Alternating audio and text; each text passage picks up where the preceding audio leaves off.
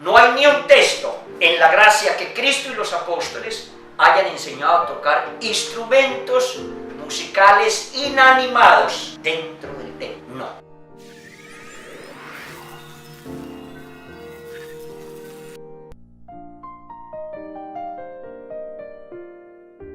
Haré nuevo pacto con la casa de ¿quién? De Israel. Pero este es el pacto, el versículo 33, que haré con la casa de Israel después de aquellos días, dice Jehová. Daré mi ley en su mente y la escribiré en su corazón. Muy diferente al antiguo pacto. Entonces, esto nos marca una grande diferencia. Ese nuevo pacto es Cristo. Trae esa grande bendición. Lo real y verdadero es Cristo. Y cuando hablamos de alabar a Dios con instrumentos inanimados, es decir, otra vez, con guitarra, flauta, tamboril, todo ese tipo de instrumentos, cuando viene Cristo, establece, enseña la verdadera adoración a Dios. Y hay un texto muy hermoso, capítulo 4 del libro de San Juan, el versículo 20. Noten qué bonito, era la plática de Cristo con una mujer y ella adoraba, pero Cristo le dice: vosotros adoráis lo que no sabéis. Y entre esa plática, Cristo le dice: mas la hora viene, y dice: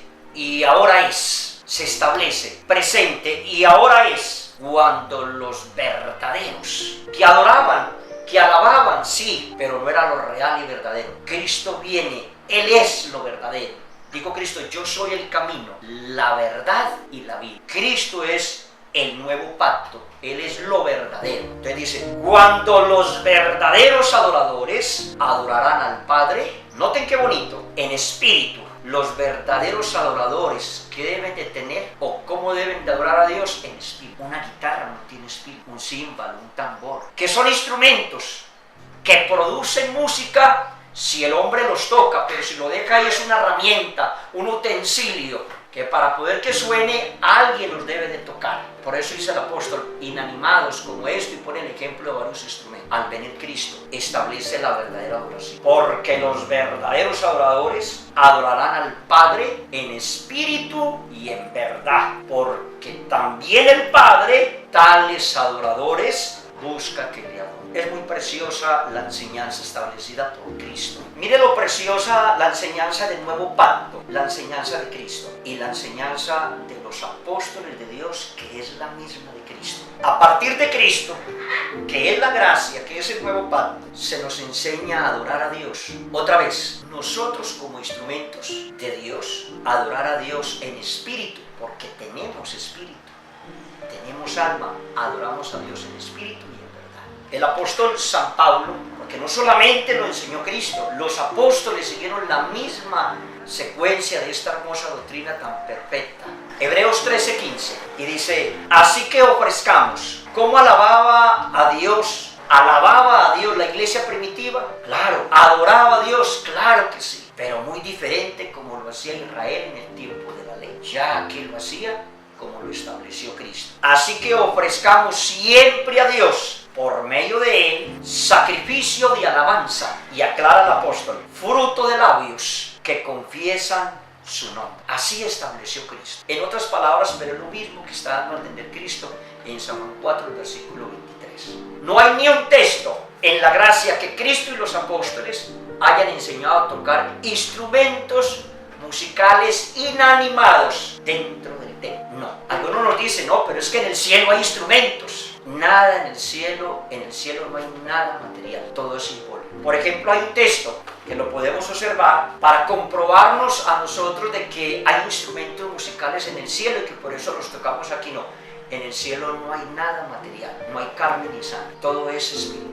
Cuando habla de instrumentos en Apocalipsis, me está hablando de una forma muy simbólica. Por ejemplo, en el Apocalipsis capítulo 14, el versículo 2, dice: y oí una voz del cielo como estruendo de muchas aguas, como sonido de un gran trueno, y la voz que oí era como de arpistas que tocaban sus arpas. No está diciendo el Espíritu de Dios que allá hay arpas. Está comparando que la voz que oyó, la compara primero como estruendo de muchas aguas, y la voz que oyó era como de arpistas que tocaban, no que hubieran arpas, no. Y la voz que oyó era como de arpistas que tocaban sus arpas. Todo es espiritual. espiritual, todo es simbólico. ¿Hay instrumentos materiales y los puede utilizar la iglesia a la luz del mundo? Sí, los hermanos los tienen, los tocan, pero no para adorar a Dios dentro del templo.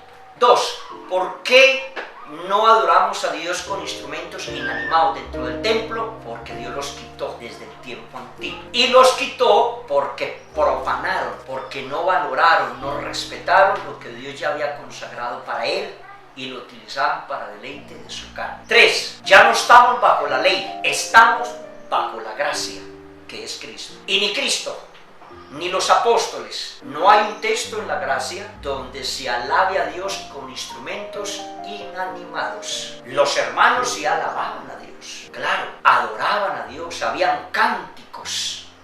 El apóstol San Pablo también lo dice en el libro de los Efesios, el capítulo 5, el versículo 19, hablando entre vosotros, la iglesia primitiva del Señor, hablando entre vosotros con salmos, con himnos y cánticos espirituales, cantaban los hermanos, alabando al Señor en vuestros corazones. Son las razones por las cuales hoy la iglesia verdadera de Jesucristo no toca instrumentos. Pero bueno, nace una pregunta en los que nos escuchan, en los que nos ven, un texto que especifique que no se pueden tocar instrumentos musicales. Hay una parte en el libro de San Mateo, capítulo 9, el versículo 23, y el ejemplo nos lo da Cristo.